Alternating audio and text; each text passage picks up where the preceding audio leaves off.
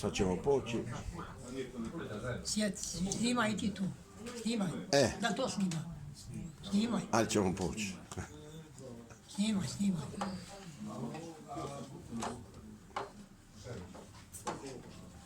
Znači moj John Deere. Snimaj ovako za stolom nas, a Bože nije prešao nikako. Imaš i ti ženu. Imaš taj mobitel. A imam, razbijen. Snimi nas, brati, imaš. A moja razbijen, cijeli. A neka je.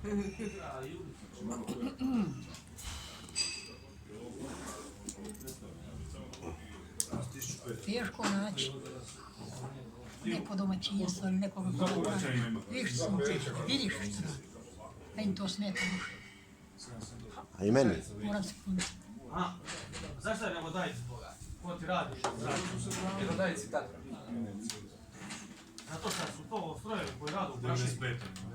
Jesam bacan po polu.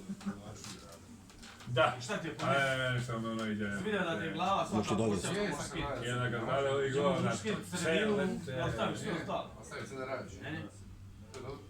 Zato su dobri. Koliko imate sati do dođete li dodan cijelu noć? Ne, 4 sata. 4 sata, to broje. Ako ne bude gužve. Na granici. Ali su gužve, velike su gužve. A znam, sad je promet dolje otvoran. Puno auta. Kamioni putuju, puno kreće, ba, to. Da, puno. Da, promet je otvoren. Svak svoje mrazače od ljude, lijepo tamo. Da. Neko namore, neko brazda, ko ide. Da. Što ti to? No, ne, sad ovdje pućemo. Znači, malo lakše kući. Evo, ovdje još u njih odnosi za